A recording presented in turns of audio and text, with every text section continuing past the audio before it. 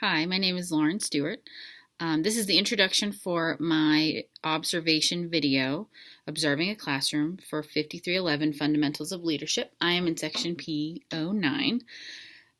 So what we had to do for this was just observe a teacher focused on us and kind of, I'm guessing, our reactions to what we're seeing in the classroom. So you could hear the teacher, you could hear the students, but you're just going to see me. So the school that I observed at, some of the campus demographics, there are 850 students. They are grades 6 through 8. The ethnic makeup, we have 2% Asian, 8% Black, 46% white, 10% two or more races, almost 30% were Hispanic, and then 1% was American Indian, so very diverse. For their socioeconomic makeup, they're 65% free and reduced lunch, which is pretty high for this area. For their faculty, they have 85 teachers.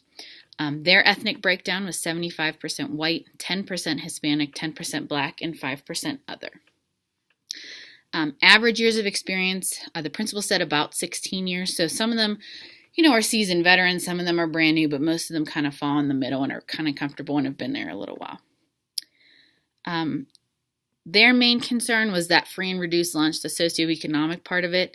They are very diverse. They have a very wide range. It's not just, nowadays I feel like it's Black, white, Hispanic, that makeup. It's very different. And also their principal cited parent support is a struggle. It's hard to get parents in. Yes, parents want to support. They don't know how. It's that weird time in middle school where they're not sure how to help, but the kids are still little enough that they want to.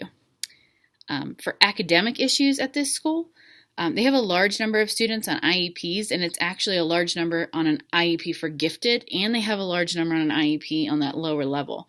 So the range of students is very diverse academically as well. Okay, so for this field experience, we had to observe a teacher. This was summer school, since it's the middle of June. The person that we decided to interview, her name was Cindy London. She's an 8th grade math teacher at this middle school. She has 22 years of teaching experience, also coaches basketball for the school.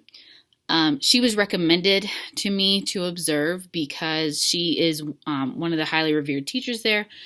She's always highly effective in her evaluations. The kids really respect her because she is available both inside and outside of the school.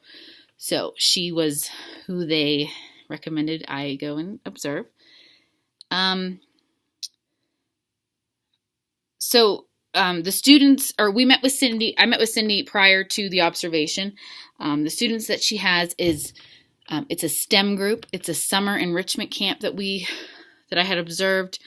There were only 8 students, half boys, half girls. There were 6 white students and 2 Hispanic students. Students had been working on the day before building a sled that they could test out on a zip line.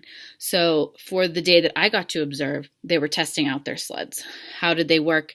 Did they go fast? Did they go slow? They checked. Her objective was students were to build a sled and test it going down several inclines and find where it performs best. So they had to move their string up and down on the bookcases and see where was kind of optimal performance. The students were all 5th grade going into 6th grade students. So for her lesson, she was going to use cooperative learning, group work. She gave them the prompt and just let them go to and work. So cooperative learning with their partner, and then also discovery learning. They had to build it, they had to test it, they had to remake it. For differentiation, she said it just kind of depended on how fast or slow the groups were working. So some, might still be building their sled. Some might be ready to test.